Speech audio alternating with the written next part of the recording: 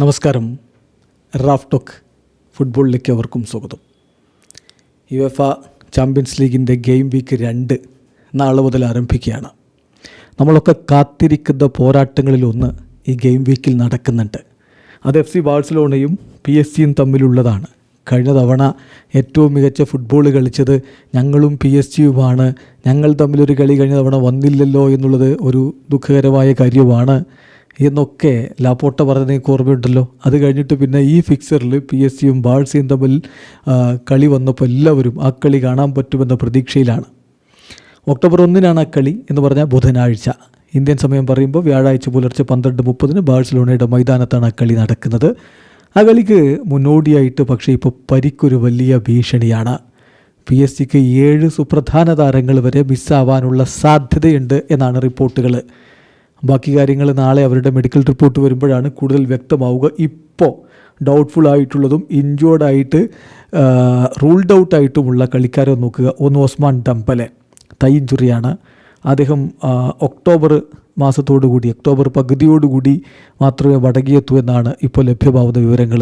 കൂടുതൽ ട്രീറ്റ്മെൻറ്റിന് വേണ്ടി അദ്ദേഹം ദോഹയിലേക്ക് പറക്കുന്നു എന്ന കാര്യം കൂടി ഒഫീഷ്യലായിട്ട് PSG കഴിഞ്ഞ ദിവസം അറിയിക്കുകയുണ്ടായി.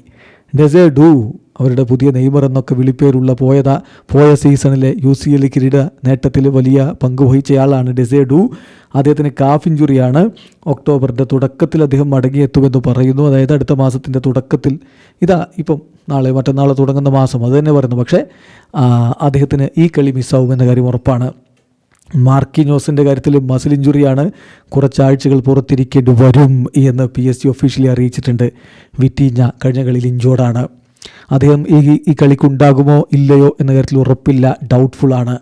നാളത്തെ മെഡിക്കൽ റിപ്പോർട്ട് അദ്ദേഹത്തിൻ്റെ കാര്യത്തിൽ കൂടുതൽ വ്യക്തത വരുത്തും. കിച്ചഗാർഡസ്കേലിയ തൈ ഇഞ്ചുറിയാണ്, അദ്ദേഹവും ഡൗട്ട്ഫുള്ളാണ്. ജാവോ നവസ് ഹാംസ്ട്രിങ് ഇഞ്ചുറിയാണ്, അദ്ദേഹത്തിന് കളിക്കാൻ പറ്റില്ല. അടുത്ത മാസത്തിൻ്റെ തുടക്കത്തിൽ അദ്ദേഹം കളിക്കളത്തിലേക്ക് മടങ്ങിയെത്തുമെന്ന് പ്രതീക്ഷിക്കുന്നു. ഫാബിയൻ റൂയിസ് മസിൽ ഇഞ്ചുറിയാണ്, ഈ കളി കളിക്കുമോ എന്ന കാര്യത്തിൽ ഡൗട്ട്ഫുള്ളാണ്.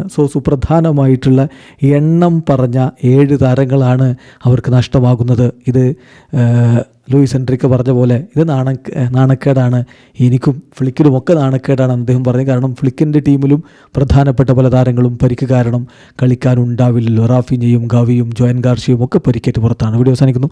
ഫുട്ബോൾ ലോകത്ത് കൂടുതൽ വിശേഷങ്ങളുമായി റാഫ് ടോക്സിൽ എത്താം.